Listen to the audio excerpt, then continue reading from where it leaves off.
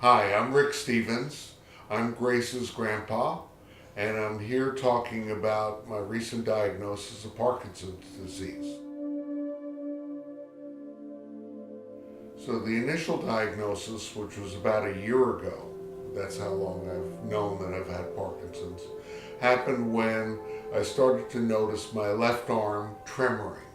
If you think of the muscle system as what you tell it to do and what you tell it to stop doing, sometimes the stop doing part is not quite working right. When I first came down with Parkinson's, it was a shock that everyone had. One of the common things that people start to think about is they'll ask a question that sounds something like, is this like cancer? Is it terminal? No, it's not terminal, but it's progressive.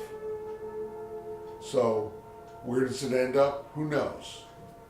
Each of my children has had questions that they weren't able to find answers to, on Google. And a lot of it is very specific. And one's quest for answers about Parkinson's are kind of damned by the fact that there is no typical Parkinson's. One of the books that I read said one of the things about Parkinson's is when you've seen one person with Parkinson's, you've seen one person with Parkinson's. Doesn't mean it's going to progress like that with others. But there are things that can happen, not many of which are fun to think about. They include like the possibility of dementia and later, Parkinson's. I'm not sure how it's going to progress and stuff like that over time. None of it's going to be sudden. I'm not going to wake up one morning and all of a sudden be in full Parkinson's mode. I'm thinking as long as I stay mentally and physically active, I'm doing the best thing that I can. When your brother Andrew found out that I had Parkinson's, he read a book called Lucky Man by Michael J. Fox. Michael J. Fox came down with Parkinson's at a young age. And Lucky Man is his autobiographical tale of what that was.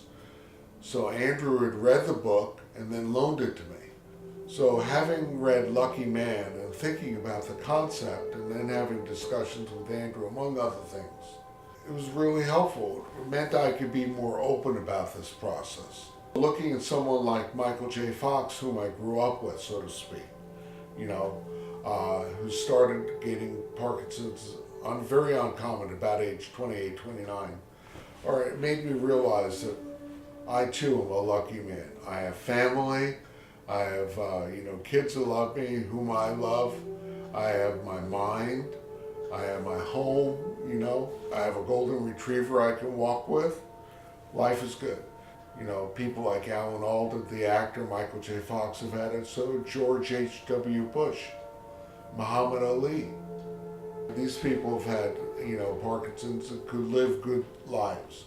Just physically, they might need help. I haven't really been sad. The sadness comes in when I think of my relationship with my kids and my grandkids. At one point, I will leave this physical plane. The sad thing would be to leave my family.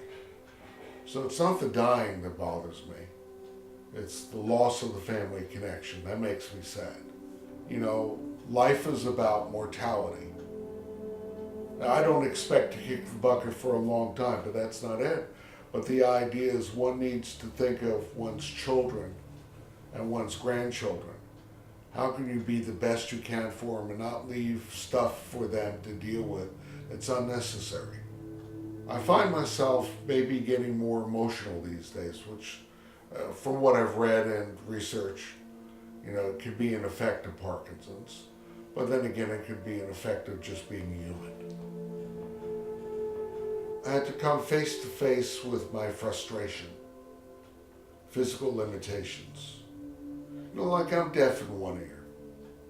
So it probably took years to come to terms with that. You can be a pessimist or go, oh my, life is terrible. No, that's not the way to go forward. Part of my life was in construction, throw that in. I throw that in because that probably contributed to my Parkinson's. So the chemicals that I used not daily basis, but kind of weekly basis, wood preservatives, other things, may have contributed to the onset of Parkinson's. There's been no sense of why me? Why not me? You know, I've had a good life. I'm a lucky man, really. Life is good, like the shirt says. I'm still in pretty good shape. There's really nothing to be sad about. I'm thinking about what kind of messages do I want to put out that I've learned.